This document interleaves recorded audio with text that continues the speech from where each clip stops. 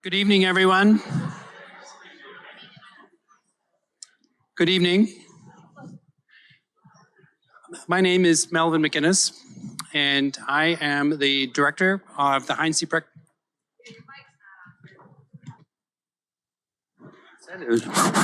Testing. Okay. Now it's on. Thank you. Yeah, good evening, everyone.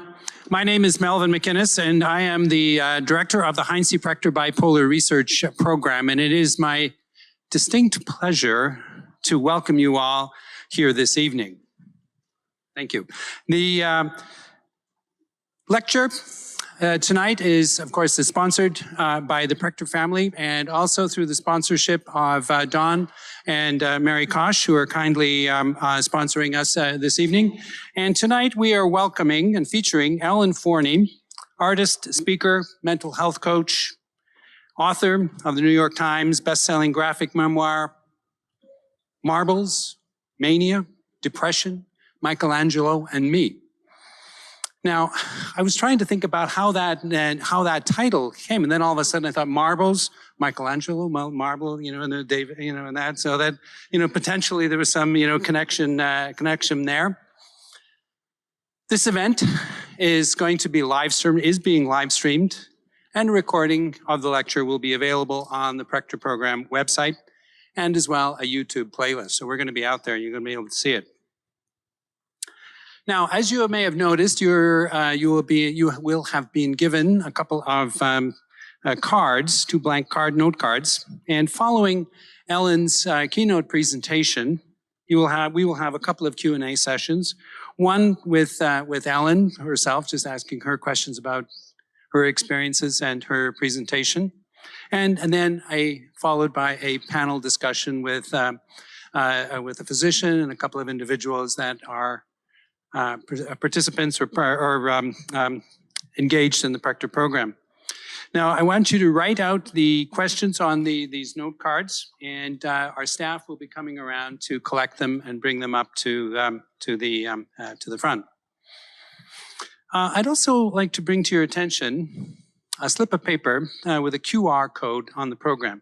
Our longtime partners and supporters, Pat and Jerry Wagner, have generously offered a fund matching program initiative to raise money for the Prechter program. So all gifts given through this QR code will go into a one-to-one match with the Prechter Innovation Funds, and the Wagners are going to match any amount that is donated.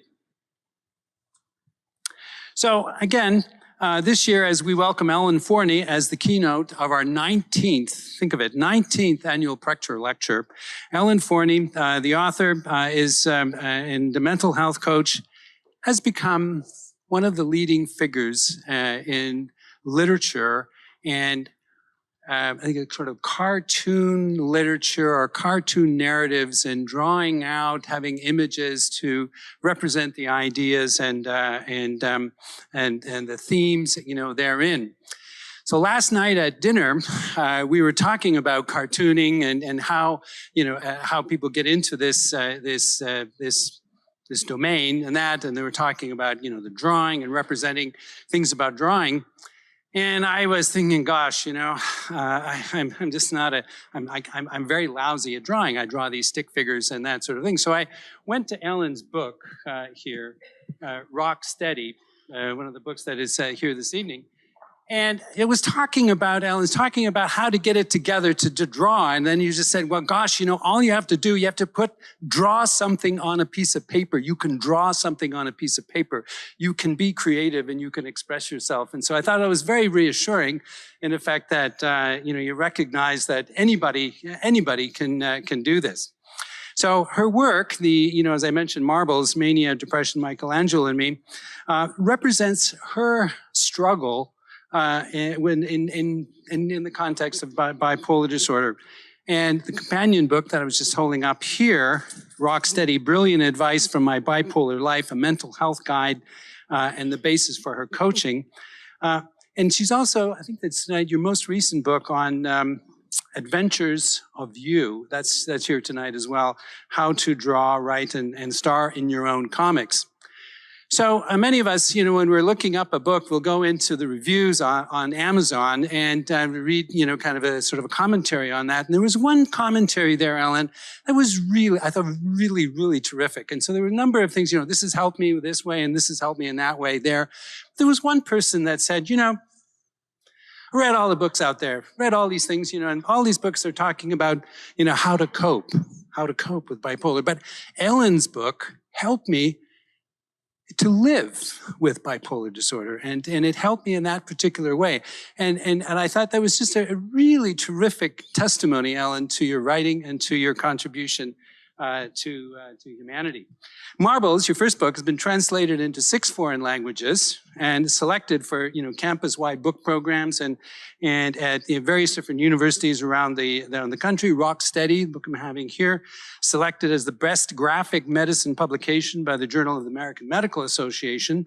And so she's been awarded a number of different awards, including the Media Partner Award from the Washington National, or from NAMI, from the head office of NAMI, the National Alliance for Mental Illness. Ellen has been incredibly generous with her time. She's given multiple talks at universities, conferences, and institutions, been the keynote speaker at the Comics and Medicine Conference at Johns Hopkins, George Washington, and University on a conference there on disability, and has been has also given a TED Talk on finding balance in bipolar disorder. So her work has been widely published and reviewed across many different media outlets that we're all familiar with. So we are simply thrilled to have you come here and share with us some of your insights and the work that you've done over the years on writing on bipolar disorder. So it was with great pleasure that we welcome Ellen Forney to give the 19th Annual Lecture in Bipolar Prechter Program. So thank you. Thank you so much. Thank you so much. Thank you so much, Prechter family and everyone, for being here. Shortly before I turned 30, I got my first and only tattoo, my whole back. And I sat under the needle for 5.5 hours straight. It was awesome. Intense, cathartic. I was being branded in a rite of passage, walking on red-hot coals, through a flaming doorway, being transformed, becoming even more badass and beautiful. And I knew from deep down that nothing would ever be the same. As I walked home in the snow, in the cool air, on the sparkling sidewalk, everything was perfect, exponentially perfect. Everything was magical and intense and bursting with universal truth. I'd been seeing a therapist since the previous summer when I'd been feeling down. But a few weeks after I got my tattoo, she stopped referring to this new mood as jazzed and referred me to a psychiatrist. On my second visit, the doctor had news for me. She told me that I had bipolar 1, which I didn't believe. So she suggested that we take a look at the symptoms together. And she took off a large blue book off of her shelf, the DSM, the Diagnostic and Statistical Manual of Mental Disorders. And we went through the symptoms together, one by one. Criteria for manic episode. A distinct period of abnormally and persistently elevated, expansive, or irritable mood, lasting at least 1 week. A week? I'd been feeling great for months. B, during the period of mood disturbance, 3 of the following symptoms have persisted and have been present to a significant degree. 1, inflated self-esteem or grandiosity. I had to admit to that one. I had a sudden realization out of nowhere at one point that if I was at a party and Madonna was there, I wouldn't be intimidated at all. 2, decreased need for sleep, e.g. feels rested after only 3 hours of sleep. True, well, more like 4, but I really hadn't seen it as a problem. 3, more talkative than usual or pressure to keep talking. I'd noticed this. I love hostessing. I always keep my liquor cabinet stocked and some pot, but not a pot of chicken stock. Why do you think chicken means cowardly? Like, why not verb, like bunny, verb, he totally bunnied out. Let's start saying that, you and me, let's start saying that. 4, flight of ideas or subjective experience that thoughts are racing. I'd noticed this too. Pun, sexual innuendo, pun. Spinning wheels. 5, distractibility, i.e. attention too easily drawn to unimportant or irrelevant external stimuli. Unimportant or irrelevant, that's subjective. Everything is relevant. That's only just one possible symptom. But then I realized, you know what? Maybe that was something that I dealt with too. 6, increase in goal-directed activity, either socially, at work or school, or sexually, or psychomotor agitation. What does this mean? Generally, a very high libido, or planning unusually high-risk ventures, or overcommitting to too many activities. Oh. These were all describing me. 7, excessive involvement in pleasurable activities that have a high potential for painful consequences. This usually refers to buying sprees or unprotected sex.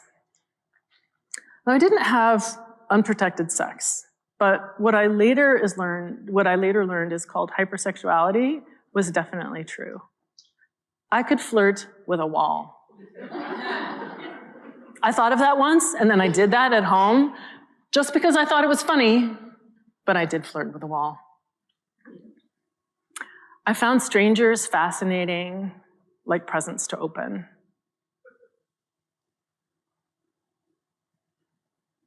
I was brazen and didn't fear rejection.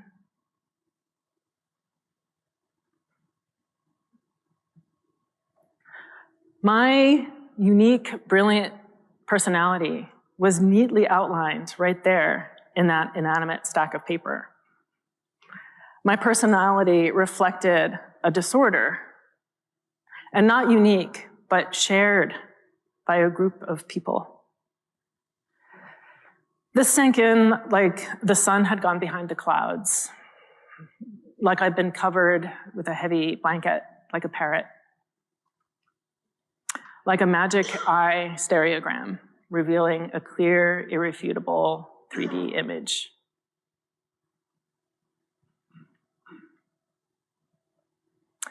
The doctor and I talked about my family history. Maybe there were mood disorders.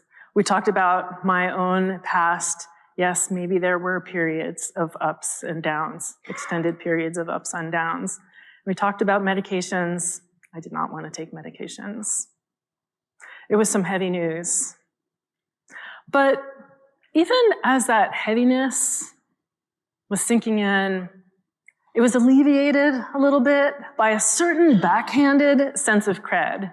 Because now, maybe I was an artist, an unmoored, unbridled, unpredictable, dangerous artist. I was officially a crazy artist.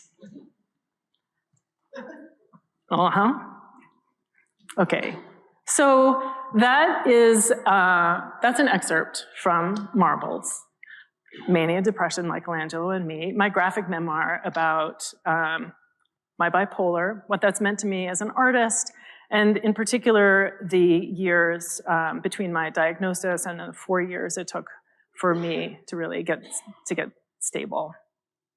And then I also bring in artists and writers through history who had mood disorders. I'll grab a drink of water.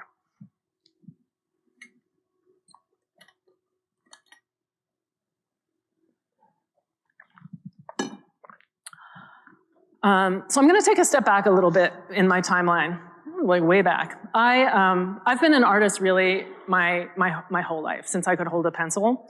You know, like I was the one just always doing art. I was the one in the class that did the art. But I decided early on that I didn't want to be a professional artist. I didn't want to attach money to that particular passion. So I graduated from college with a degree in psychology and figured that I would be a therapist. People opened up to me. I was interested in what made people tick. That seemed like that was going to be my path. So I worked for a couple of years on a short-term involuntary psychiatric unit to get my feet wet, and got my feet very wet. It was really intense, and part of that intensity and wow, is this really what I want to do? And realizing in a kind of a bolt of lightning that actually a lot of my not wanting to be an artist was fear of failure, fear of what that meant to me and what that was going to do, and that actually I really did need to be an artist. And in particular, I needed to be a cartoonist. So I set out further into my 20s as a freelance cartoonist and figured that I was leaving psychology behind. Then later into my 20s, now we're going to catching up with the diagnosis, my mood swings became more acute and closer together, which is when I got my diagnosis, my bipolar diagnosis. And those strands that had seemed so separate, art, did I want to do art? Psychology, maybe I want to do psychology, not psychology, art. Those strands of art and psychology came together and intertwined. And since then have really become my path, twining and intertwining and combining in different ways in my personal and in my professional life.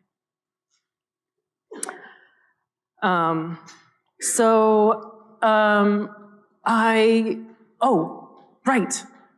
A couple more things to say first. So I was really private about my bipolar for a number of years after I got my diagnosis. This intertwining of art and psychology really was just for me. I drew and wrote in my journal a lot, but I didn't do anything for like my public consumption, even though I was doing a lot of autobiographical comics at the time. I just wasn't ready to be out.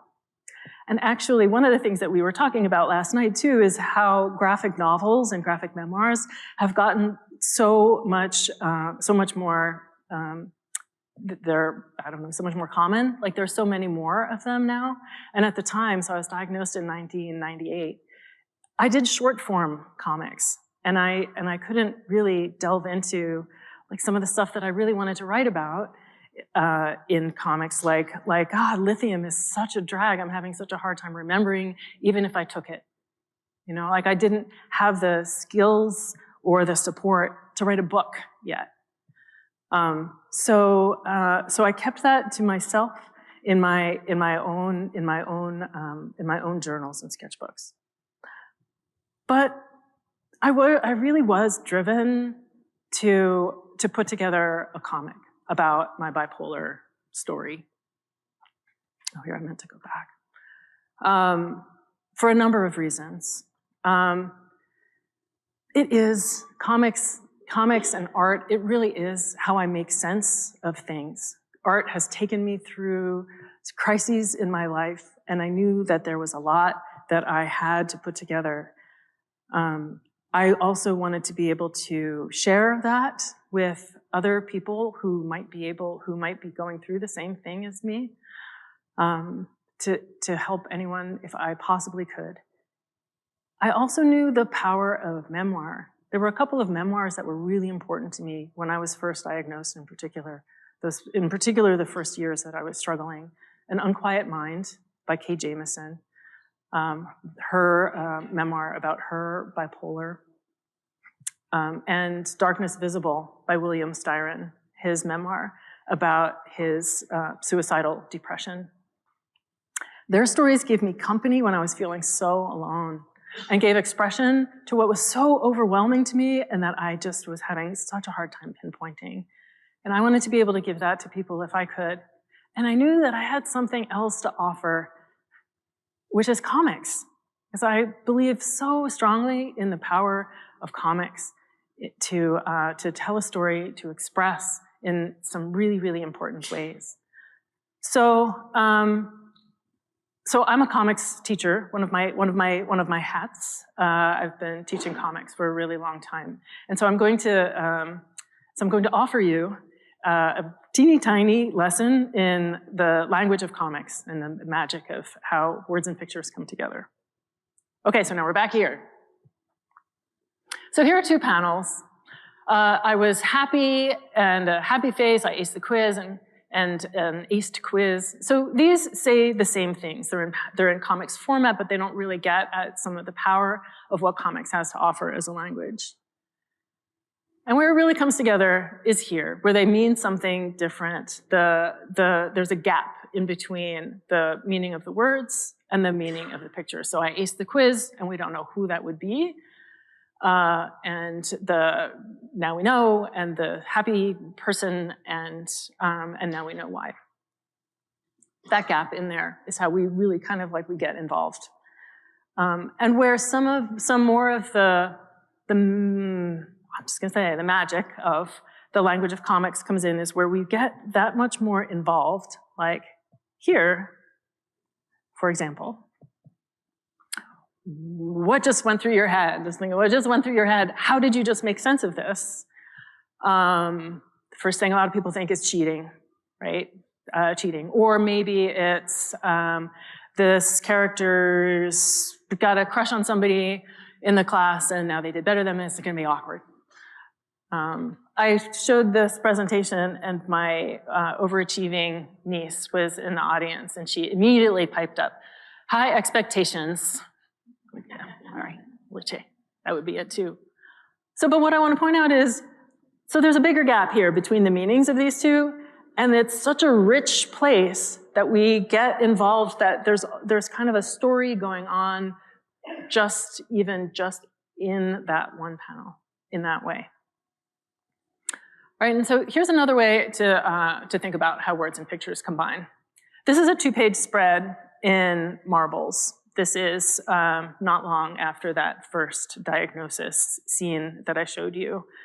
The situation is I am on a walk, brainstorming, as my brain was doing a lot of brainstorming. And I was thinking about how I had just put out this book of autobiographical comics, and I wanted to have another book release party. And also it was my 30th birthday party. It was my 30th birthday coming up, and I wanted to have a party. And so here in the words, we get a lot of specific details. We get when, a week later, we get some of the details of the names and things. So we get details in the words. Symbols. So we have the specifics of the words, and pictures are the universal-ish symbols, like we have narration boxes, we have kind of a strange-looking idea, light bulb, energy lines, arrows, and then there's the drawing style. So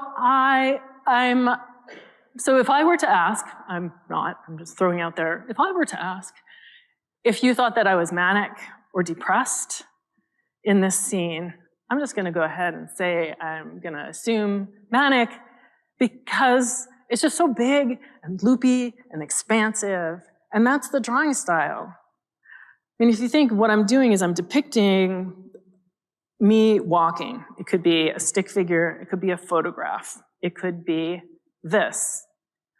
And the art underscores and gives us a visceral sense of the expressive quality, the emotional quality of what's going on. And that's how comics are so amazing.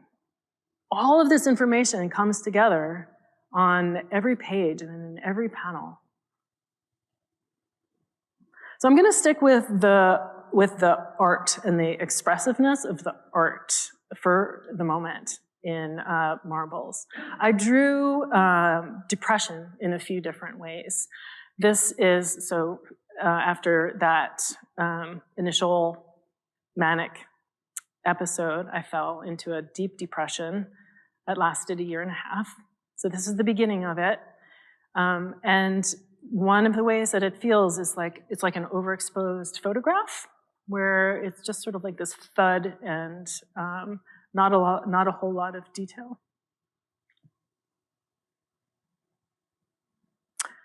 I mentioned that I drew, that I wrote in my journals and I drew for myself for years before I put this together, before I put marbles together. And I put some of those into marbles. So this is it's a photograph of my sketchbook. This is a slide of a page of my sketchbook. It was important to me to put in for the reader to just kind of like touch back in that this is a real story, the real person. I also like the idea that I was kind of like offering myself up as a case study in a way, I guess. Like, here, this is what I have to offer. This is what happened. And it was also really, I really liked these drawings. It was, I mean, they were so difficult and they came out of me with such difficulty that to be able to share them was scary and also really very meaningful to me. So the situation with this one, the scene in this, crying in the bathroom, I was leaving my psychiatrist's office, and that safe space, leaving that safe space and just feeling this sinking, desperate feeling like I was very unsafe. And I went directly to the bathroom and locked the door and cried for a long time. And then finally pulled myself out of it by taking out my sketchbook that I carried with me and looking in the mirror and just seeing that I was not a complete messy monster, but just very sad. And I drew myself, and the familiar feeling of drawing on paper and my familiar face really brought me back to myself. And I know now, too, there's a whole lot of neurological things that are going on that calmed me. I didn't know that at the time. It was just a very natural thing to turn to my sketchbook for comfort.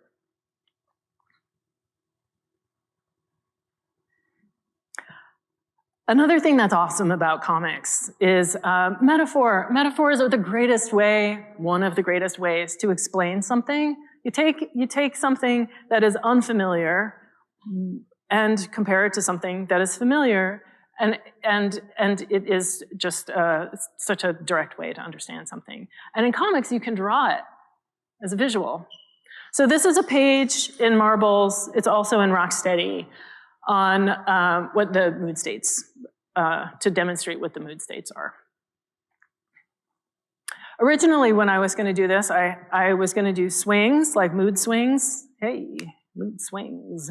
But of course, you know, like this side to side, that doesn't make side to side in kind of an arc. And so I had to think about something that went up and down in different ways. This is probably my most reproduced image in all of my work, which suits me fine. So a lot of people have told me that it really helped them understand the distinction between the different mood states.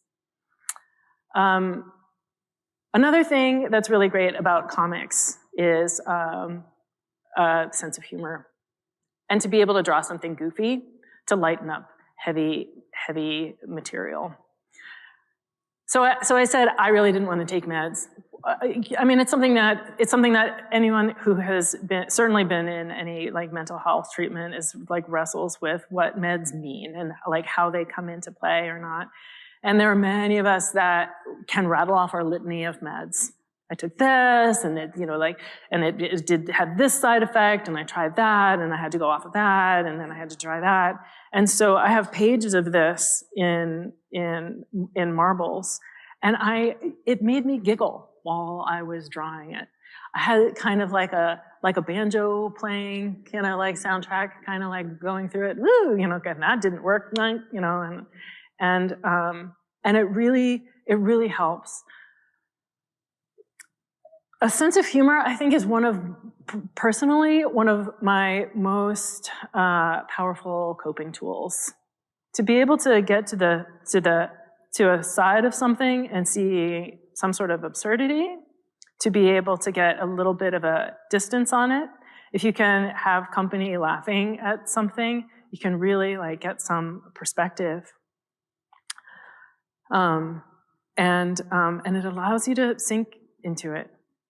I mean, I think there's a reason that a lot of us really do value like getting our news from the late night comedians, right? It gives us a sense of we're all in this together. And metaphors, they do a lot of like political cartoons, you know, like kind of comparing things. So like you can kind of like, to be able to look at something while a little bit to the side is really, really powerful. And then this visual metaphor at the end. So after so much struggle, finally finding balance. It was my psychiatrist who suggested that I try yoga. I had really been resistant to balance. It took me a long time to think of balance as something that wasn't just boring. And what I found physically, in this embodiment of balance is challenging and interesting and satisfying. And I found that in my mental stability as well, challenging and interesting.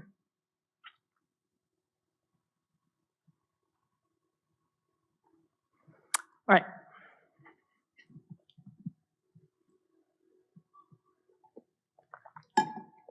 So when I was done with marbles, I was like, whoo, that's it. That's it for psychology. I am back to art. I am not doing that anymore. It was really difficult. It was a difficult project, and took a lot of energy and resources. And I said that my next comic was going to be about squirrels on the moon. It was not. I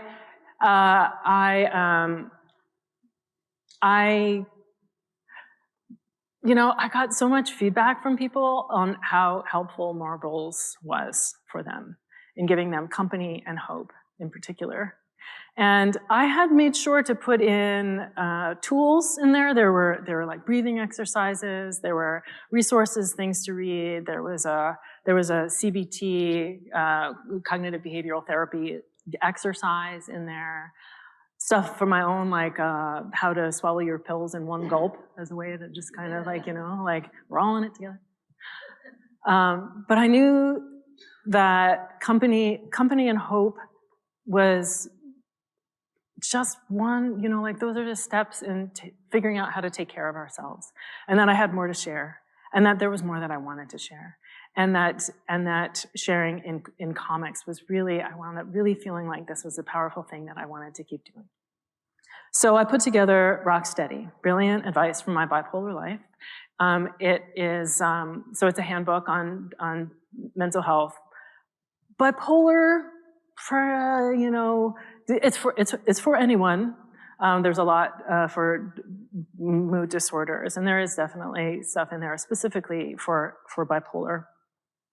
But the main thing is the overriding idea is that it's that taking care of ourselves is an integrated process. There are a whole lot of different things for us to keep in mind. And so it's from my own experience, and then I did a whole lot of research, and I worked with a couple of different psychiatrists who were very generous with their time and information. And so I knew from all of this research that I did is that if I was going to come up with anything like a credible, official system of keeping your mental health, that it was going to have an inscrutable acronym, going to have a good acronym, and I was going to have a mascot. So my inscrutable acronym is SMEDMERTS. And there's my and there's SMEDMERTS. Actually, I did this book. I did the bulk of this book at a residency, doing a residency, and I just loved the word smedmerts, and I just drew. Blah, blah, blah, this is what this little monster looks like, and I texted it to my partner at home. I was like, LOL, and he was like, LOL, but that's what stayed. This is just like an inked version of that thing that I sent him at the time. So I'm going to tell you what smedmerts means. S, sleep. Sleep is our #1 priority. M, meds. Not everyone needs meds, and I think that meds are overprescribed. But if you take meds, like me, take meds, then we need to take our meds. E, eat well. Because what we put in our body affects how we think. D, doctor. So see your doctor or otherwise stick with whatever treatment is working for you. M, mindfulness and meditation. Because calming your mind is really not easy and it takes practice. E, exercise. Like with eat, what affects your body affects how you think. R, routine. So routine is your solid rhythm section in your life, so you can really go for it with your life's melodies. T, coping tools. So you can actually do all this stuff. And then S is support system, because it's just too much for any one person to do on our own. Not smedmerts. So a couple things about smedmerts. One thing is we tend to see these as separate, but really they're integrated, like spokes on a wheel. Another thing I'd like to point out is that it's difficult to take care of ourselves. And part of taking care of ourselves is, you could say, messing up. You know, you could say there's no such thing as mistakes, and I really feel like that's kind of it. Like expecting ourselves to have bumps in the road, and it's a bumpy road, you know? That's just the way it is. And you're not doing it wrong if you're finding it bumpy. Which it kind of gets back to what I meant by rock steady. So rock and steady are verbs, and that part is important to me, and I think that wasn't entirely clear when I put it out, and it's okay, rock steady. But what I mean is life is going to rock us. We rock, we move to other places, we go across the country and get jet lag, we try new things, our lives change and are stressful and they rock. And then we study, and we have these resources and tools and in ourselves, and we study, and that's what we look at. That's what we're dealing with, right? We're rocking and we're studying, and they seem like they're these two different dynamics that we have going on at the same time, all the time. So I guess that's kind of maybe what you were talking about before with the living with. Like here we have all of this complexity and we're going to live with it. So, you know, this is my depiction of those strands that seemed so separate, came together and interwove, and then they have interwoven in a number of different ways. And you know, it's funny, the more I kind of went through this talk, the more I'm like, God, it is so much messier than that. That is so tidy. If only things were so tidy, right? You know, so okay, but we have, you know, I thought it was art, and I thought it was psychology, and thought it was art, and then it was together, and then things that I left behind, and things that are coming together again. And so I just want so at this point, you know, when I was drawing this end of it, I was like, yeah, but it's kind of, I don't know, macrame, and there's beads, you know, I don't know, it's hanging, does it go that direction? So I just want to offer some of the more things that have happened to me along the way since then that I'm really excited about. So the first thing that I want to share is that comics about health is a whole field. It's a whole thing. And I had no idea. After Marbles came out, I was asked by the Comics and Medicine conference to come give a talk. And there was this huge collection of people, of practitioners and cartoonists and students and academics and people who were just excited as I was, and even nerdier about, like the intricacies of the different ways that words and language and pictures can come together and be healing. And it just blew me away. There's graphic medicine it's educational, it's a lot of memoir.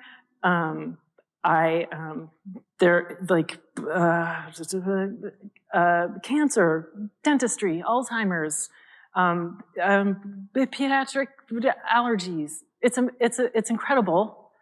There's my gush. There's so much. The Graphic Medicine International Collective is a fantastic organization that I'm so pleased to be a part of. And I just wanted to, beyond that blurt, oh my God, this exists. Here are a few titles in mental health specifically that I just wanted to highlight for you. Of course, I included mine. And I guess I'll just point out too, Here I Am, I and Me by Carabine. If Rocksteady, a handbook on mental health in comics form, sounded really interesting to you, and you're like, oh, but if only it were for teens, then this is the one that I highly, highly recommend that you check out.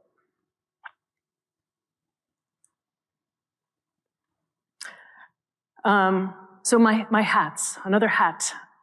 So Marbles, Marbles led to Rocksteady, and Rocksteady led to my psychiatrist encouraging, I would say maybe nudging. I don't think that she would agree with nudging, but let's say suggesting that I start doing work as a coach, as a mental health coach, to help people who were coming to me then with their SMEDMERTs.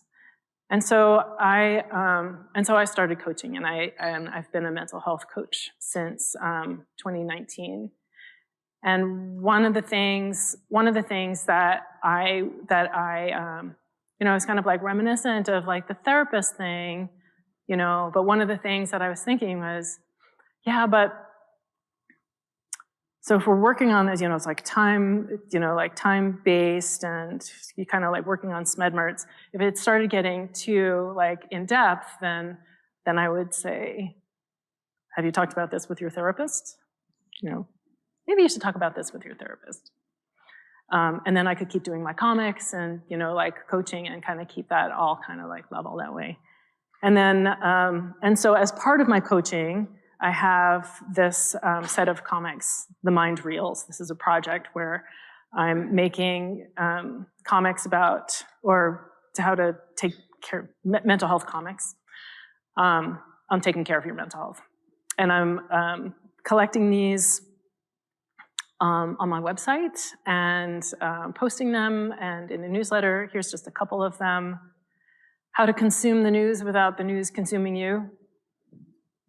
Having kind of an issue, anyone? Yeah, right? So here's the Cliff Notes version, is like keeping your sources limited, for one, like really limited. And then also remembering that to take breaks, and that also the things that are around you, that walk with your friend, and that time with your family, that really great book, that other thing that you're doing, is just important and just as real as the news and the things that are going on. So if they're swirling, then remember that that's just as real. How to stay steady when the seasons keep changing. As they do. And so this is a lot about circadian rhythms, and I think that circadian rhythms are super duper fascinating. And I was going back and forth on how on how much to get into circadian rhythms. And I'll just say, just really quickly, that it's more than just your sleep-wake cycle. That it's your entire rhythm. It's and so syncing up your digestion and when you're most alert and your blood pressure and all of those things actually are connected to the light and dark of the day and night. Okay, and I am going to do it. I'm going to do the one of the things that's really, really cool about circadian rhythms is that all living things have circadian rhythms. And so we, if you are connected to the light and day, then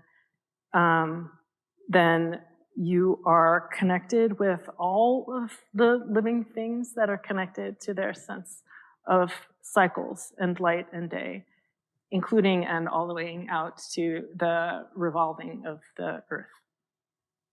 Amazing. Okay. Okay. So, HATS. Here again, HAT, the mental health coach. So I said, I knew that was what, like if it got to the point where, like, have you talked about this with your therapist? You should go talk about this with your therapist. Maybe I shouldn't have been surprised. I wound up being like, I want to talk about this. I want this to be me. I want to keep talking. I want to talk. I want to work with people for longer. And so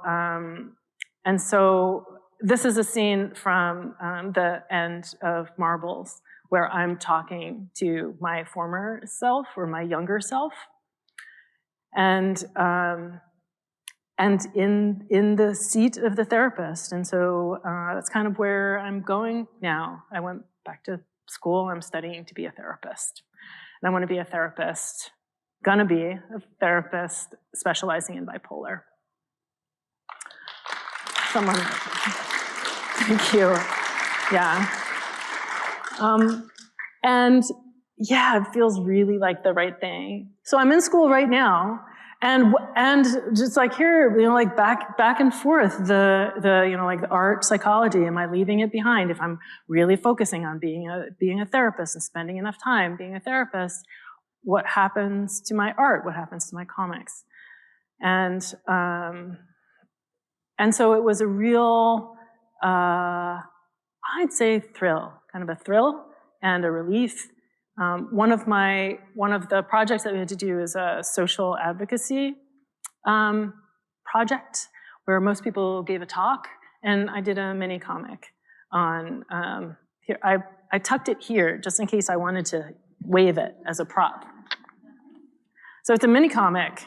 It's a mini comic.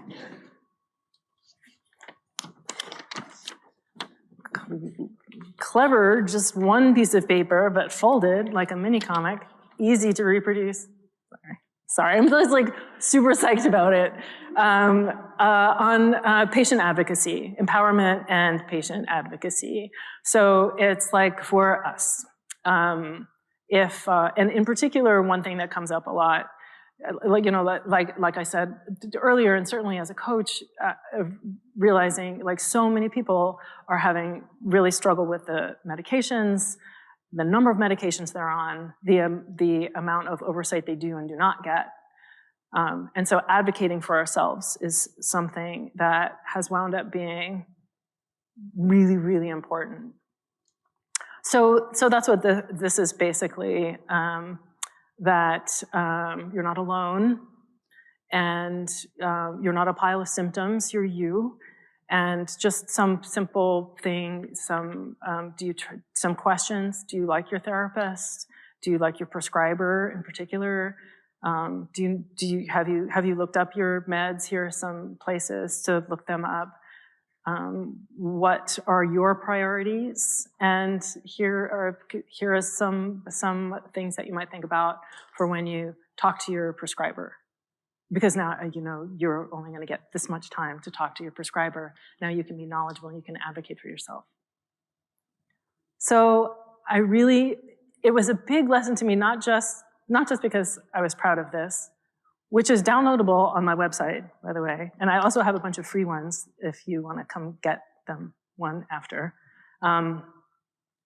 But a good reminder to me that art and these different aspects of art and psychology and comics and mental health continue to come together for me. They're wrapping in, they're a little messy, and they keep coming back and they keep coming together. And it's been such a satisfying, dynamic, interesting path for me that I'm continually, I guess, doubting and trusting, and that's part of what makes it so alive. So I'm going to end with one more thing, which is so this is a page out of Rocksteady, breathing. I think one of the greatest coping tools that we have, and that probably I know that most of you have been in mental health realms, treatment, research in some degree or another, and so taking deep breaths is something that you are very familiar with. It is so helpful. And one of the things that I would like to bring out, though, is one of the things that tends to be the case in mental health treatment is that it's very focused on the individual. And we do this as an individual, like, remember to breathe. One of the themes, I guess, that has come up for me a lot and has come up, I guess, specifically in this talk is how things that seem separate are really intertwined. And it's really, really true when it comes to mental health, that so much about our mental health is about connection and community and being together.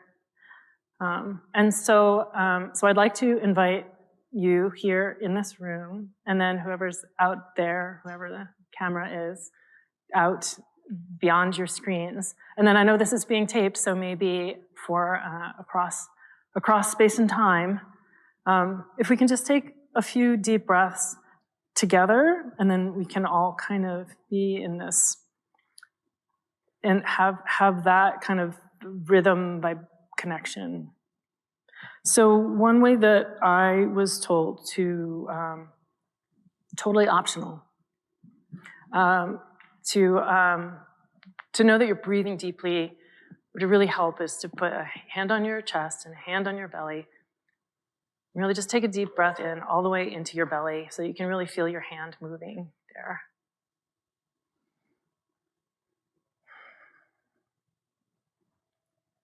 Okay, so I'm gonna do a slow count of 4 counts. We'll just breathe a few times together.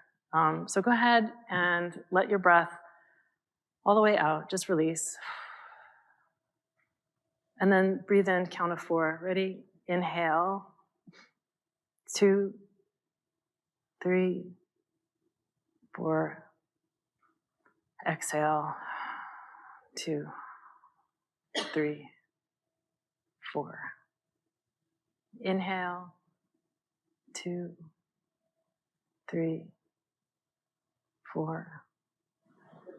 Exhale. 2, 3, 4. And inhale. 2, 3, 4. Exhale. 2, 3, 4. And then inhale all the way up, all the way in, all the way in. Hold if you feel like it. And then release slowly.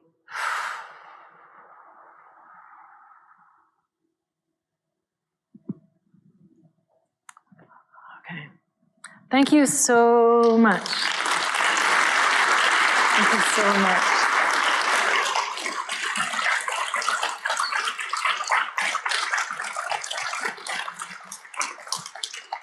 Oh my God, that's so intense to like breathe deeply, like in that situation. That was amazing. Thank you so much. Thank you very much. It was brilliant. Thank you. Thank you. Yeah. Thank you. So now for the Q&A session here with Ellen.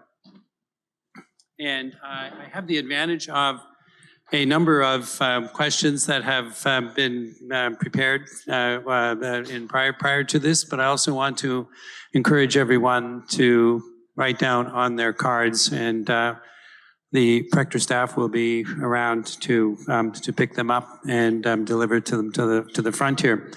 So, Ellen, there were a number of questions on the initial submissions here that talk about identity, and talk about how you have blended your personal experience with the creative experience and how they have interrelated. So how has your identity been affected, through living with bipolar disorder? How has it affected your creativity, and how is it influencing the trajectory of your life?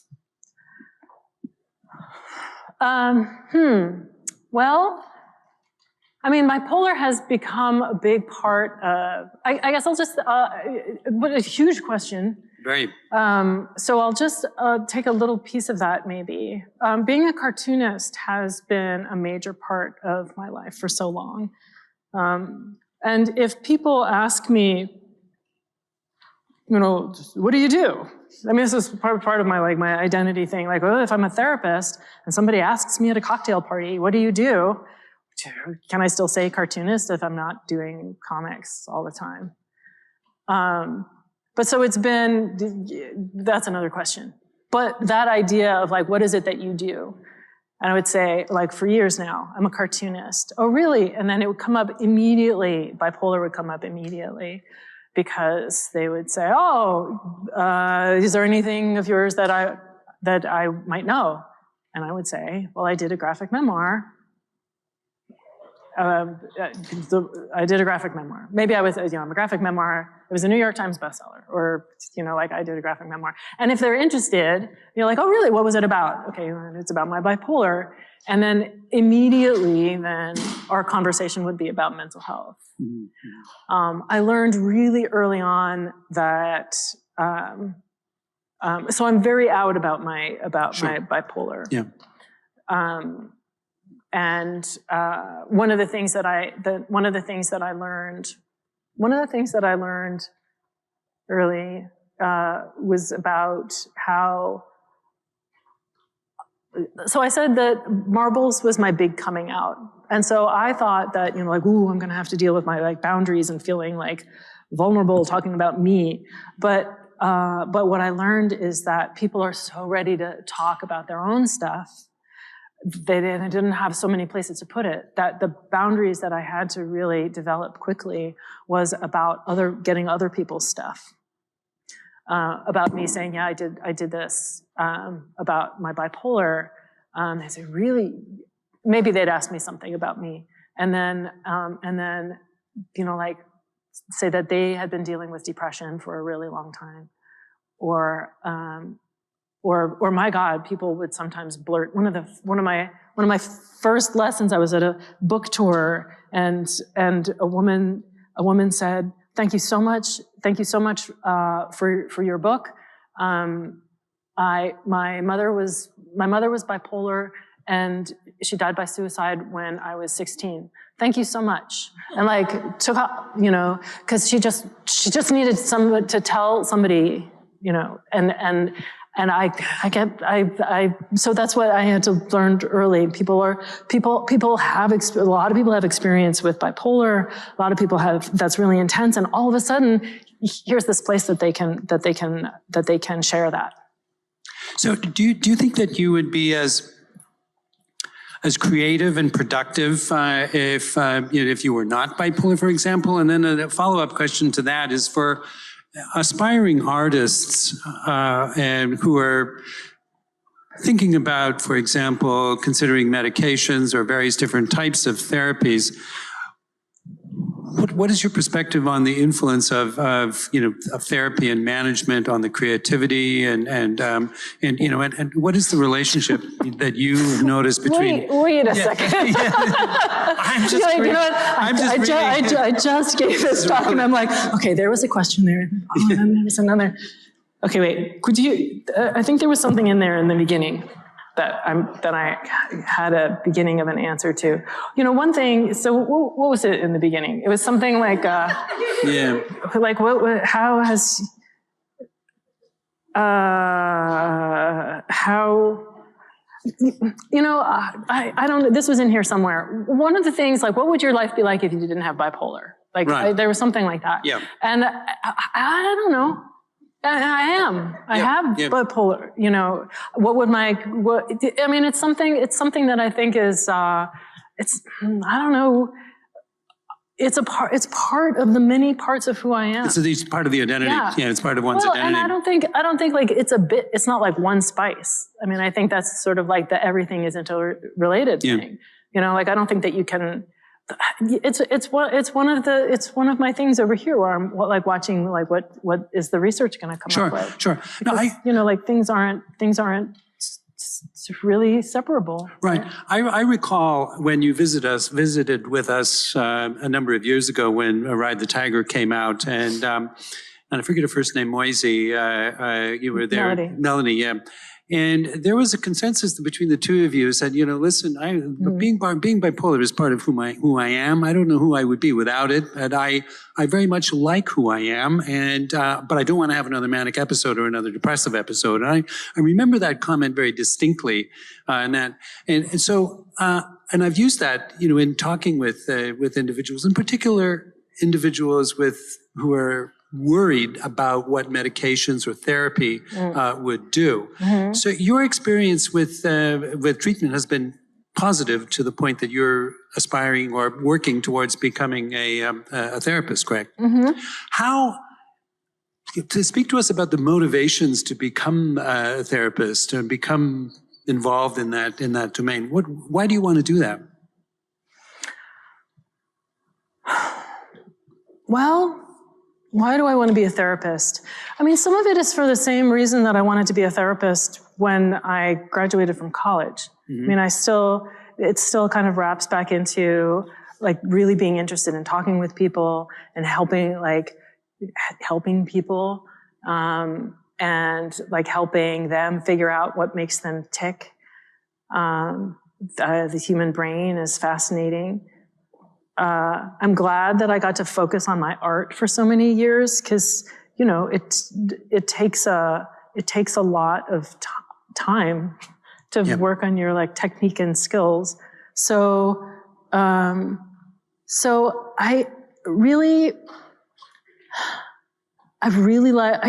didn't know how much I was going to like being a coach and working one-on-one with people and having gone from, you know, like when you give a talk, which I love, or like even like teaching or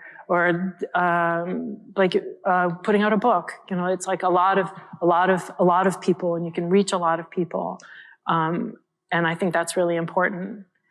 And then it's so different working one-on-one with someone or in a group, and much so immediate that way. And I really, really like it. And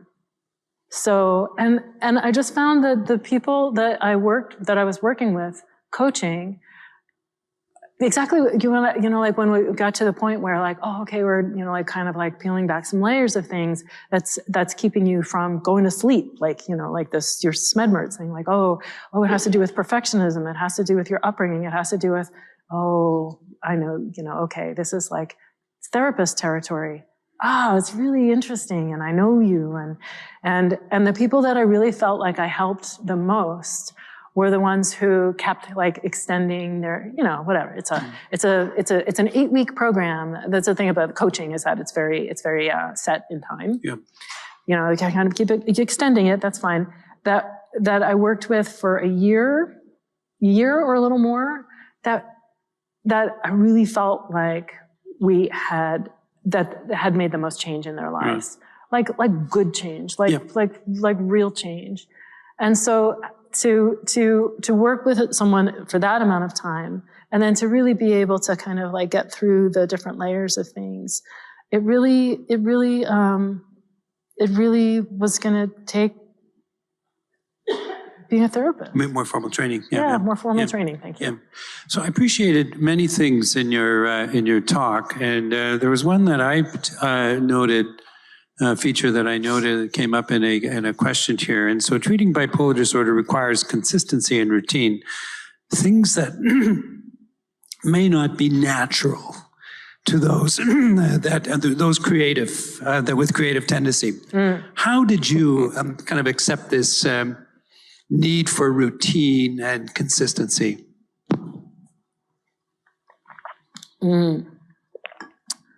Need for, well, it did not come without a fight, for sure. But you know, I guess I would say it really is a lot more. It's kind of like what I was saying with the finding that balance was a lot more of an interesting challenge than I realized. It's like it's not easy. It's not like, oh, I'm just going to wear sensible shoes and be balanced, right? You know, like it's not so easy.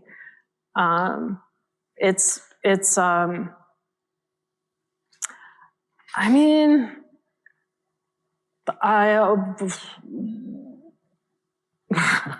what was the question? How did you manage to embrace routine? And it's hard. You find what you like. You know, just find the things that you like. And I think that it's a combination of finding things that you like, finding your routine, making whatever can be personalized and entertaining as you can. Like in Rocksteady, if you can make it convenient, what do I say? Convenient, entertaining. What was it? Easy, convenient, and entertaining. So like if you have a pill box that's glittery, make it yours. Make it yours somehow. How can you make it yours? I like the theme of Med Zeppelin, actually. That was quite. Oh, thank you. That was good. It was terrific. Yeah. And then the other thing is it's managing. It's managing this, and so it's going to be you're negotiating with yourself, and there's going to be like, okay, I know that you really like doing that thing at whatever 3 a.m. right. all the time or whatever. Then maybe you have a talk with yourself, and maybe that's not. Maybe you appreciate that was something that you used to love to do, and that's maybe not you going forward. Yeah, one of the things that you emphasized, I think, in Rocksteady was the amount of work it takes to be, to have a routine and have something, steadiness. I think I recall that, and that it's not something that just comes just because you say, I'm going to keep a routine. And for you, what were the most challenging things to identify what the most effective routine was for you? Most effective. I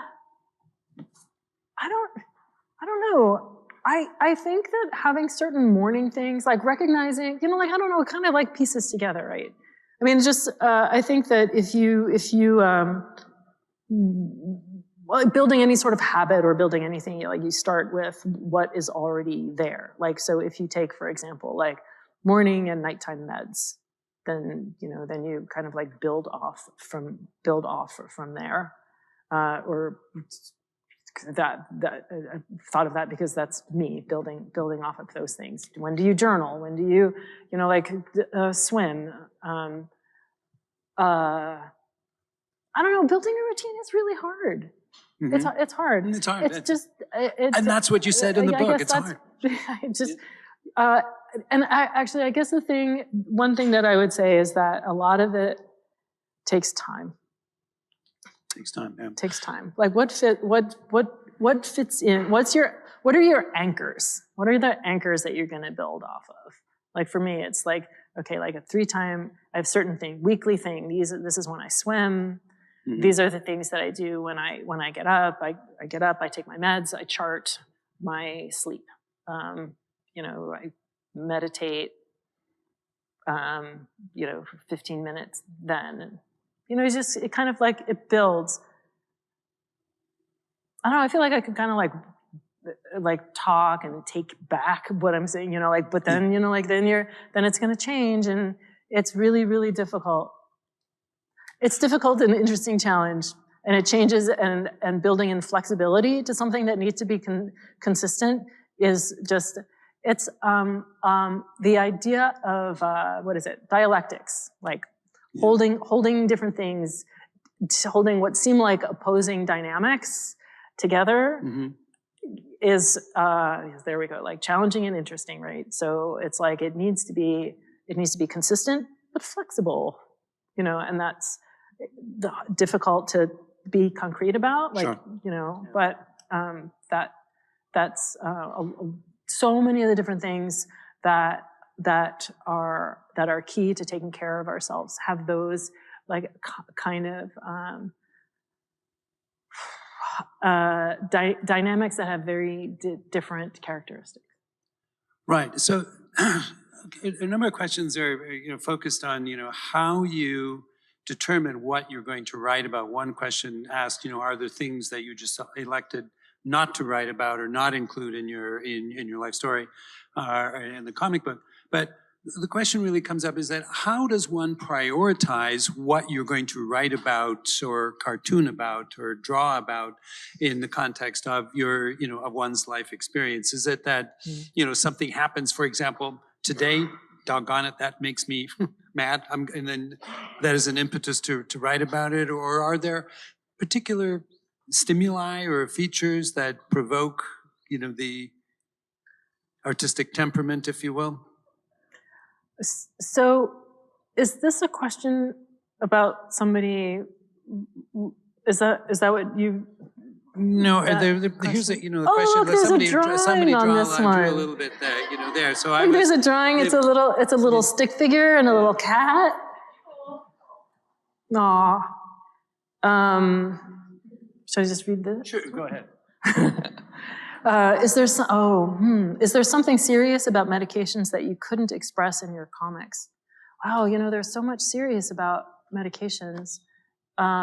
Something serious about medications, like I'm not sure what this person is asking about, like side effects or something.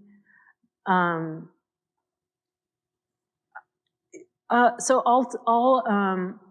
I'll just come at this from a different angle. Is that it's just kind of different angle? Is that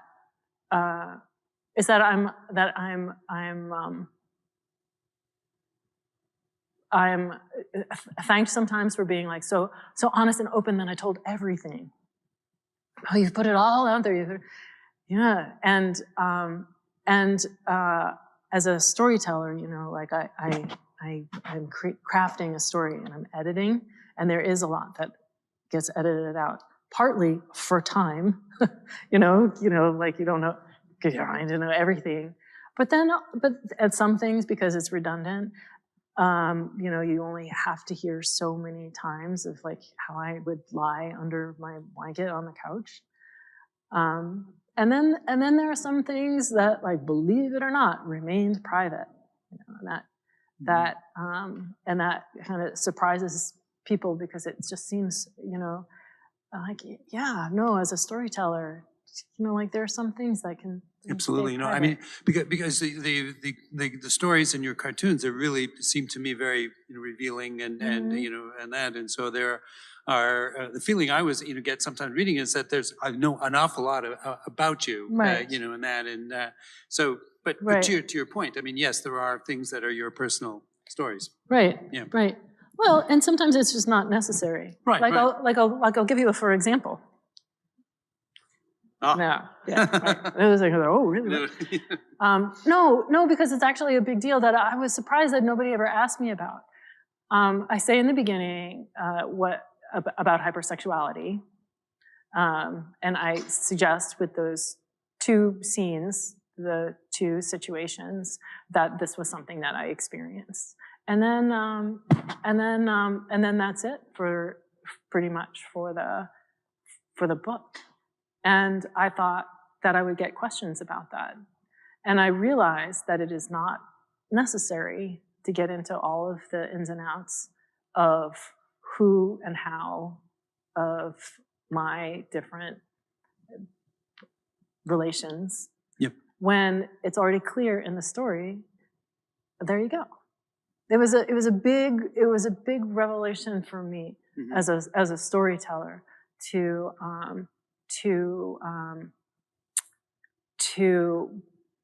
realize how much you could be like clear and open and it's not a hiding, but like to be honest about what was going on without giving all of the details. Right. Well, thank you very much for that, for the Q&A. And so I would now like to call our panelists up to the stage. If you would come and please join us. I'm going to move to my designated chair on the other side here. And as the panelists are coming up, I just want to highlight a couple of things about the Prechter program.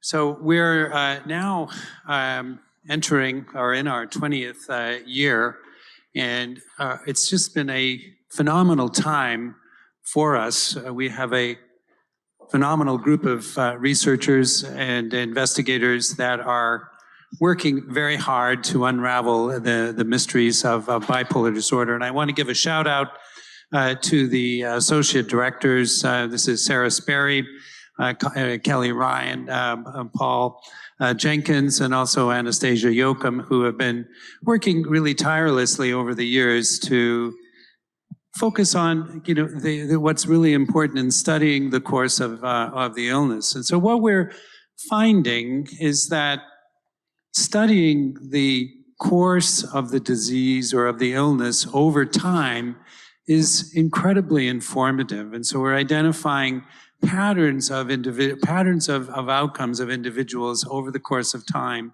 that are helping us learn more about medication responsiveness, about the co-occurrence of other risk factors and the co-occurrence of other challenging issues, but also features that are incredibly helpful. And we talked about the routine, and that routine is very important. And this is being found in our work. So it's not without a tremendous large team of individuals that we could do this work. So I just want to give a big shout out to our team and the Prechter Bipolar Research team. So thank you for that. Thank you to them. And so now it is with great pleasure that I would invite the panelists to speak. And I just want to remind you to hold the microphone up close like this. I was noted that I wasn't heard well before. So Jonathan, please. Hi, my name is Jonathan Shivers. I was diagnosed with bipolar in 1984. And first 15, 16 years was kind of up and down with manic. I was manic. But the last 25 years, I've lived a stable life for the last 25 years. Thank you. Thank you and welcome to the panel. Hi, I'm Victor Hong, and I'm honored to be up here with Ellen and Jonathan and Trevor. And I just want to say that, I'm inspired that you're able to have the courage to share, of yourself. Very impressive, and thank you for that. I've been working in the Department of Psychiatry now for about 11 years, mostly in the emergency hospital setting. And so just looking forward to the discussion here. My name is Trevor. Hello. My name is Trevor McCauley. I'm a University of Michigan graduate. I was diagnosed with bipolar during my freshman year. I've been a part of the Prechter Research Program for about 15 years. 15. Thank you. Thank you very much. Thank you very much for joining us here. And so what we will be doing now is, again, receiving questions from the audience. We have still some additional questions here. And first out the gate is, what is the best advice for parents who are trying to help their teens become mentally balanced as they leave home, and how to support young people with bipolar disorder or related traits. So it's how to talk to families and start the conversations, with that. So Jonathan, you want to start us out? Yes, I think for the parents, you just have to, what my mother did was the way she talked to me to get me to start really taking my medication, she said, you have an illness. She said, just like any other illness. She said, I have high blood pressure, I have high cholesterol, I take medication for all these things. She said, you have an illness and you need to take your medication. And then she just gave me an ultimatum. She said, you either got to take your medication or you got to get out of my house. And so, so I started taking my medication. And so for parents, is you just talk to your children and let them know it's an illness, just like any other illness, and it can be treated, and you can live a normal life with this illness. Thank you, Kevin. I think you had some other sort of insights as to how you're on your journey with bipolar. Kevin, yeah. Trevor, I'm sorry. I was like Kevin, Trevor, yeah. My apologies. Yeah, I just want to share something kind of important to me. So early on in my diagnosis, I ended up in a hospital 500 miles from home. The doctors couldn't diagnose anything. They knew nothing about my history, nothing that could really pinpoint me to any kind of medication, treatment, anything. How did I get there? I had some well-meaning people in a church tell me if I said a prayer, I was healed. Of course, what am I going to do? I want to believe that.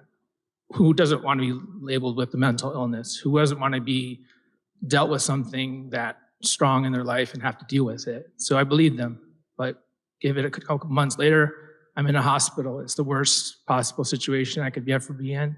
It was absolute, utter chaos. I was in the worst part of my life. But one of the most important parts I want to share with you tonight is this. I was literally standing in this facility. I call it a facility. I don't have any other words for it. And I looked outside the building, and there was a creek running by, the river, whatever. And there was a light shining off of that. And the realization came into my mind, God's got me. Somehow through this situation, through the chaos, through everything that had gone on to that point in my life, God just told me, I'm His, I got this. And it was the most stunning thing I've ever heard in my life, and I needed that in that moment. And that's what helped me in my journey through wellness and my journey through spiritually understanding what mental illness is all about. Interesting. Thank you. Thank you. And my apologies again for missing. So Rico, with regards to when should people think about coming to the emergency room or the psychiatric emergency services for care? And so this is one of the questions here. When should someone with undiagnosed bipolar or undiagnosed symptoms, or even with an acute episode of bipolar, when should they start thinking about coming to the emergency room, Dr. Hong? Yeah, the first thing I would say is, unfortunately, our mental health system is not comprehensive enough. So I wish that there were different places you could go to for different levels of acuity.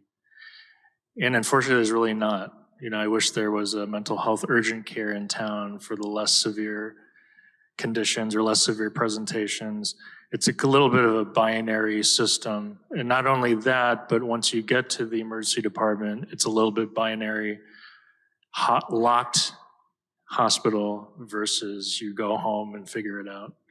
And I really think that's something that we as a society need to work on. But to get to your question, I think that what people need to understand is that the emergency department is, it's in the name, it's really for emergencies.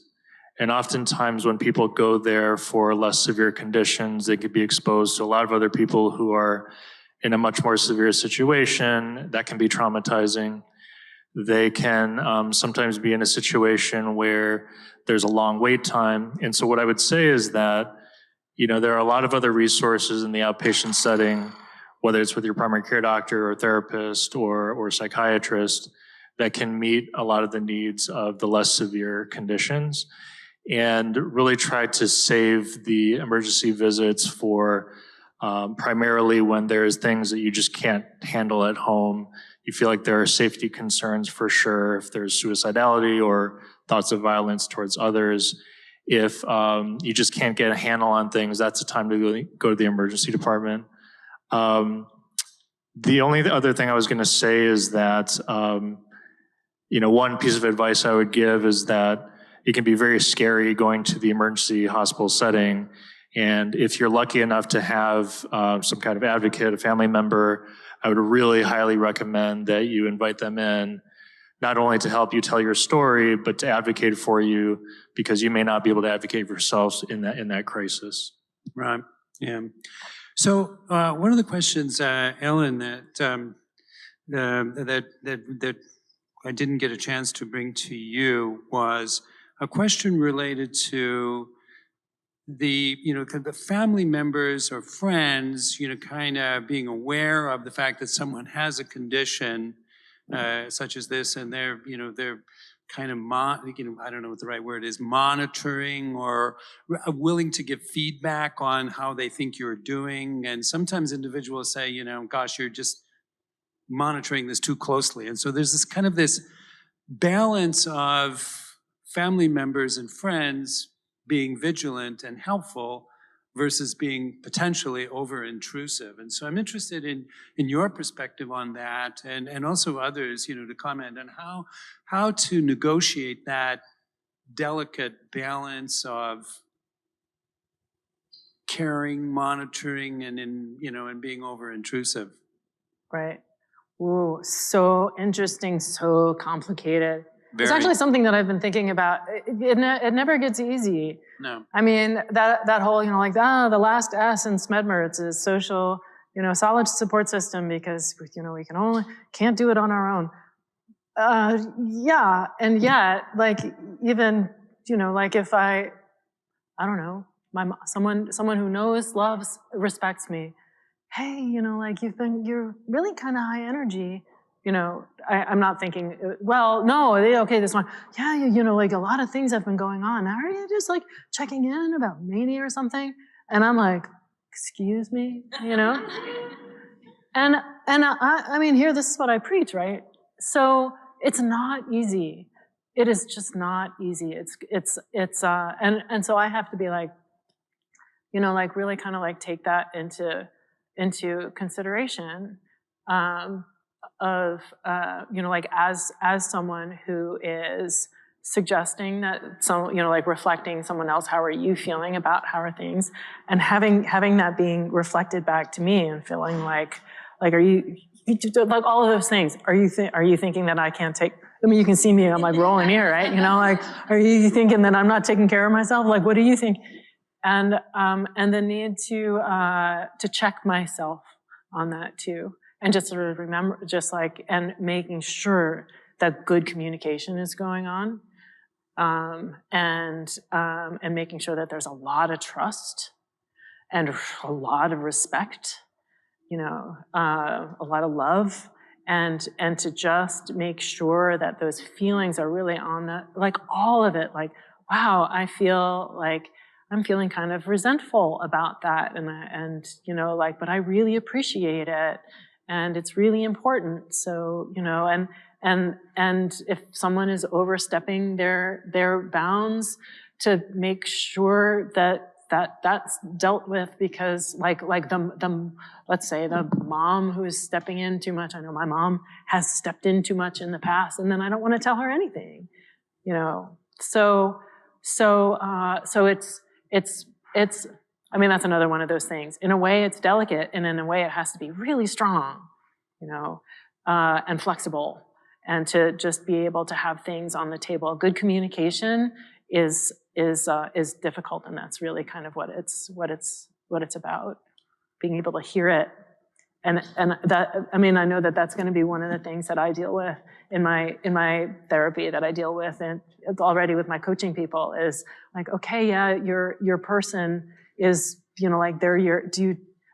But that time that they said, I think you're not quite getting enough sleep, you didn't trust them, did you? Okay, let's talk about that. Because if they are part of your support system, that is part of your crisis plan, part of your everything, then they need to be in there for you somehow. Yeah. Trevor.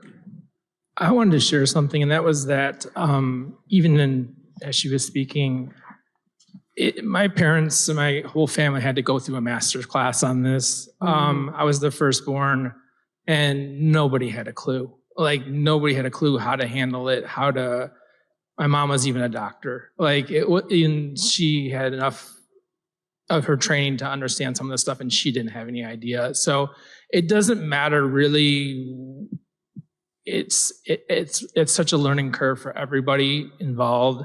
I honestly feel like my grandparents were the ones that had a better handle on it than my parents in this situation, as far as delicately handling the situations. I felt that they seemed to have the most wisdom and most patience and most wherewithal to really handle me when I was going through things initially, especially, and even later on. They just seemed to have, again, the most patience, the most resilience themselves to be able to handle whatever I was going through. Thank you. Jonathan? Oh, yes, family support. Family is the biggest support. My biggest support was my family, my parents, my sister, my brother. Because I used to be really quiet. I wouldn't say, I can sit in your house for 2 hours, I wouldn't say 2 words. And I came home from college, and the old saying was talking a mile a minute. And I was just talking. And so my parents got a petition, and I was hospitalized. And then after I got out, in 15 years, I was hospitalized 16 times. I would say the first 5 times I had to get petition. But then after that, I started listening to my parents. You know, my father would say, hey man, he said, I think you're not sleeping. You're kind of starting to talk a lot. And so I would listen to him, and then I would go and check myself in. So you, like Ellen was saying, you need someone that you trust. And I always felt to me that my parents was the ones that I trusted the most. If I'm going to trust anybody, I'm going to trust my parents and my family. So I listened to them. They were a big help. So I think that you really hit on a word that is incredibly important, and that is trust. Trust, yes. And trust is something that is incredibly difficult to establish, and it's easily broken, in that. Question for the ER here, Dr. Hung. What can someone presenting to the emergency services, presenting for bipolar disorder, what can they expect from that experience? Yeah, before I answer that, I was going to add to my answer from before about when do you know to go to the ER? And I would say that luckily, at least in the state of Michigan, every county has a crisis line. So if you're not sure, is it rising to the level, please call us. We can have a little psychotherapy session and talk about all the risks and benefits of coming to advise you. In terms of what to expect, I can only speak to our service here at University of Michigan. We're open 24/7. We treat everyone across the lifespan, from kids to adults. It is a true emergency room in terms of anyone can walk in off the street. People are brought by ambulances. They call 911. Sometimes police have to bring people in.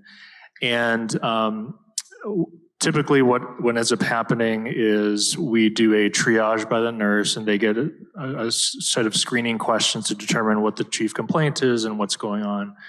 Not only that, but importantly, we decide what level of acuity you are, whether you're sort of quote unquote low risk, where if you walked out, we would say good luck. You're sort of moderate risk, where it's sort of enough of a safety risk that we really need you to stay to do the evaluation. And then if you're the most acute risk, we do have a little bit of a unit that is separately located from our main unit to it's more of a calming environment, a safer environment. And after that, we do a comprehensive evaluation with a social worker. This is the case in almost every emergency department. Talk to a social worker, they do a clinical assessment, and then the doctor will see you, or the nurse practitioner will see your physician assistant. And typically, what I preach is that not only we talk to the patient themselves, but we're talking about family. Got to talk to the family, or got to talk to somebody in the person's life that knows them better than we do. I always preach that, and unfortunately, we still, even 2025, we still don't do it enough. We should do it every time if possible. And based on that sort of team approach, we all put our heads together and recommend whatever the treatment might be, whether it's you need to be in the hospital, maybe you are appropriate for like a day hospital program, or referrals to outpatient treatment. That's sort of the nuts and bolts of it. Thank you. So the next question here, Ellen, is perhaps highly relevant to your trajectory as a coach, and it involves workplace advocacy. And how do you coach someone or discuss the strategic plan, to either reveal or self-disclose with regards to bipolar disorder or other, conditions, mental health conditions, and the word stigma is in this long question here, but even though, well managed, and even though it's part of my creative strength in an interview, what do they say in an interview with a potential boss? Was there a way of owning or being open about my diagnosis from the very start? So this is a really challenging question and dilemma for many people that live with bipolar disorder in the context of their work and changing work, or to whom to reveal and how to decide what to do. So I would like, the perspective from all of the panel members. I know, Dr. Hung, you have worked with physicians, in the context of this as well. So Helen, starting with you, what is your perspective on that? Basically being out at work. Is that, could you just, how about being out, about being open, work, about, disclosing and how to deal with, the, management. Say something comes up in the context of behavior that might have been a little bit over the top, for example, or, I don't know what the right word would be, a little bit more expressive than otherwise. So someone is confronted with a situation that they have to explain why this happened, for example. Right. I think when you're dealing with something social, it's really quite different from when you're dealing with something like like employment, and that is it's so specific to different fields. I'm an artist, like an artist and a teacher, and you teach in art school, and and so what it means to have a mental health issue in that situation is very different from what it is, like in a, I don't know how many surgeons are out about their bipolar, for example, or lawyers, or I'm going to point to you about, bipolar surgeons. What do you think, bipolar surgeons? Right. Yeah. You MD, I think that it really depends. I think it depends on the workplace.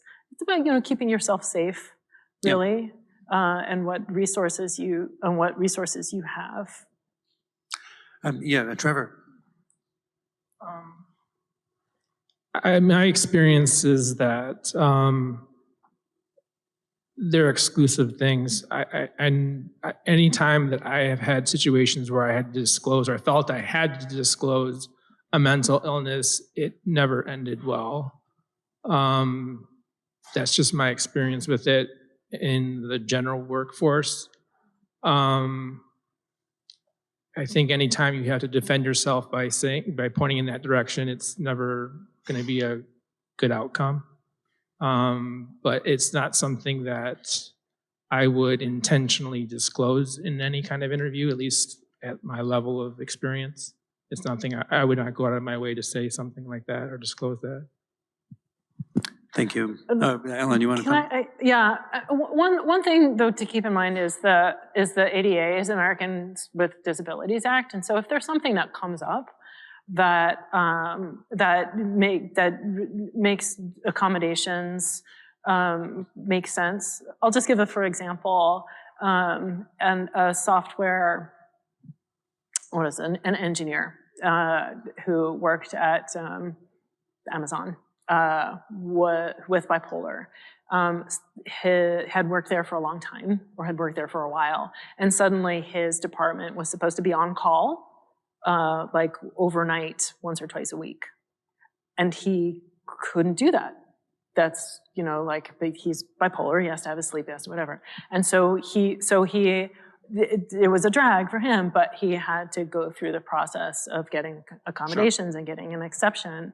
And that, so far as I got the message of this down to me, that went fine. He didn't want to be out. He did because of the kinds of things that happened at work. The implications of exactly. So, I mean, yeah. Yep. Jonathan, you wanted to comment? I never had to disclose it. I would always just get FMLA, family medical leave, and if I had to take off work, I just used that. So I never disclosed it because I thought it was personal. Yeah, it's a personal choice. Yes. Yeah. So, Dr. Hong, then, you know, at the level of, you know, as we go up, or as we go into the, you know, the healthcare field, you know, nurses, doctors, and, you know, and individuals that, you know, the shift work is challenging and problematic. And speak to us a little bit about the challenges that you have seen, you know, in the healthcare provider field with disclosures. Yeah, I don't think it's just in the healthcare provider field, but any employment space. It's really challenging. I agree with you, Ellen. It just totally depends on the situation. It totally depends on your boss. It totally depends on you as a human being and how willing you are to be open. I was reading between the lines of what you were saying, Trevor, but I think you were implying that you almost were forced to disclose. I certainly think that if you are going to disclose, it's maybe better to be proactive ahead of time and say, hey, listen, I have bipolar illness. I might have these, you know, episodes, and, you know, upfront rather than like, you know, pointing to that after the fact. I would certainly advocate for that, but it's so tricky because, you know, I wish we lived in a world where stigma didn't exist and people weren't biased, but there unfortunately do still exist employers and companies that really don't look highly on people with mental illness. And so you just have to be careful and be able to try as well as you can to kind of read the room and know if it's a safe space or not. And it's really tough, really tough. Thank you.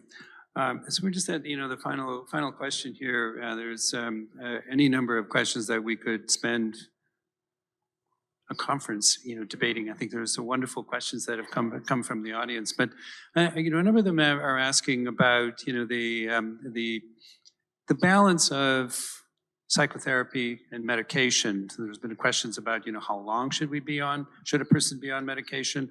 What is the value of psychotherapies, and what are, you know, and how do they work together? So we have just a very brief moment left. I'm just grateful to hear perspectives on the values of these entities. So starting this side here, Jonathan. Well, I was always told by my doctor, no matter how good you feel, take your medication. And then the biggest thing that helped me was, like Trevor was saying, was my belief in God. Yeah. You know, I became a Christian about a month after I was diagnosed, and that's always helped me. And my pastor always told me, he said that, you know, God will let you know if you need to stop taking your medication. Sometimes you might have a certain reaction towards the medication or something. So he always told me to put my trust in God, believe in God, and God will let me know whether or not to stop taking the medication. But as of as of today, I still take my medication. Matter of fact, I got to take it at 8:30. Yeah. Yeah, thank you. So there's a wide range of belief systems, and I think you're emphasizing the importance of the individual experience and the importance of that. So, Dr. Hong, you want to comment? Yeah, I'm a psychiatrist. I prescribe medications, and I will say I think we do overprescribe in this country. That being said, I think that one of the most important things is, there's medications, but in bipolar disorder, there are so many other things that can help. The whole SMED-MERS thing, having a routine, psychotherapy can be, as important as medications, or even more so, I think. Avoiding substances, things like that. The other thing I would say is that the key is working with the prescriber on if you don't want to take medications anymore, or you're having side effects and you're struggling with that, to really be proactive in engaging in discussion with the doctor. What we see all too often, and Dr. McGinnis, you know this, is people go off their meds without talking to their doctor, and they come back and it's just over and over and over again. And so if that's going to happen, that's fine. Let's have a conversation about how we can taper the medication slowly, how we can up the visits so we can monitor, see if the manic symptoms are coming back, et cetera, rather than just being surprised. Yeah, working with the doctor or working with a care provider is critical. Trevor? Yeah, I would attest to both therapy and medications being crucial elements to just trying to live a normal life. I think the most important part of the process, I came from a very sheltered kind of existence, and then I came into this diagnosis thing and started the therapy thing. And I think the thing that was most important for me was just to hear myself talk. Just hear myself talk. Like, that was the most telltale sign to kind of guide me towards the middle road for me, was just literally hear myself talk this stuff out, and then, I see what I'm doing. And after time, you start realizing the patterns. You start realizing how the behaviors come about. So I think, again, both things are crucial to realizing your dreams and your goals and whatever you have beyond a diagnosis. So. Thank you. Ellen, you want a final comment? Right. I was diagnosed in '98. I had the benefit of having a psychiatrist who was also my talk therapist. And she retired a few years ago, and so I was thrust into the same world that everyone else is, and it baffles me how having a separate talk therapist and psychiatrist, like how anyone gets well ever. It's really, the system right now is just not set up for us to get well. And so that's one of the reasons that I, waving this again, that like self-advocacy and like knowing who we are and what it is that will benefit us best to help our providers, like help the doctor to help us. Okay, so I have looked into these different things, or I know you're the 5th therapist that Kaiser has set me up with in the past X number of years. Here, I know me in this way, and let's go from there. And I think that being our own advocates in that way is really important. Medications are just like bananas out of hand right now, really. People are on so many medications, and just like so not, for years. It's just not to the benefit of the people. A lot of the people who actually do need the right medications and the right care. Right. I think what we're hearing now here is that they're working with as you said, help the physicians help us. And so this is the critical point here about the collaboration, between the individuals to work together for a common goal. Right. Thank you. Right. Because we can do it. We can do it. Thank you very much to the panel. Thank you very much. Thank you. And I'm going over here. Thank you, guys. So you can, the panel can exit stage left here. Thank you. So with this moment, I want to take the opportunity to introduce Leah Zentek, who is our new development officer. And Leah joins us this past year, having spent 5 years at Mott's Children's Hospital working in the development there, and she comes to us with 15 years of experience in the developmental stage. So I just want to thank you for joining us. We're so pleased to have you as a member of our team, and I'd like to have you just introduce yourself to the group here. Thank you. Thanks, Melvin. I recognize that I'm also standing between you and food and the end of our amazing program tonight, so I will be brief. I do just want to share my sincere thanks, though, Ellen, with you, with our panelists. Melvin, thank you. This was a really special evening and my first ever Prechter Lecture. So for the 19th annual lecture, to be here with you all and to learn and grow and go home with Smedberts and your books and just so much to think about, I deeply appreciate it, and I know we all do. Thank you to our panelists as well. Quickly, I wanted to share, as the development officer and the kind of replacement for Lisa Fabian, who many of you also knew, who retired this past year, I wanted to just once again emphasize the incredible opportunity we have with this $25,000 gift from Patricia and Jerry Wagner, which is a matching gift. Ellen had this really beautiful remark about when we were deep breathing together, about kind of this collective effort of breathing a community with each other, being in community with each other. And that is really what a matching gift, the whole purpose. It's that belief in all of the power of our philanthropy, of our support channel together toward a program, toward an initiative, toward supporting incredible faculty, and ultimately to supporting you all and your loved ones, yourselves, our participants, and the many who benefit from this program and the incredible work that's done here. So as you see, QR code right there. There are cards on the back table. I really am stepping down now. Thank you, Melvin. But appreciate you all. Thank you. Thank you very much, Leah. Welcome to the team. So with that, we're concluding the evening. And again, a special thanks to the Prechter family and to also Donald and Mary Couch for supporting this evening. I want to just note that Ellen's books are here for sale, and I believe it's Literati that is helping us with that. So feel free to go and peruse the books and to do that. Want to welcome you to. I'm going to sign them. Are you going to sign?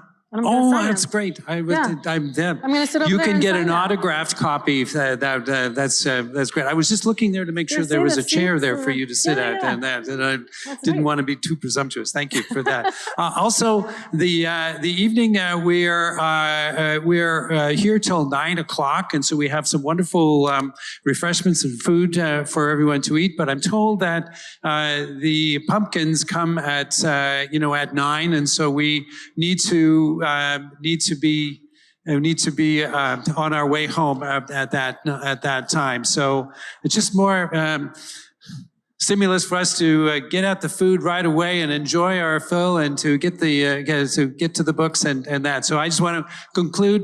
Thank you for coming. It's been a pleasure. Special thanks to you, Alan, for a wonderful talk, and thank you to the panel for an amazing contribution to the evening. Thank you.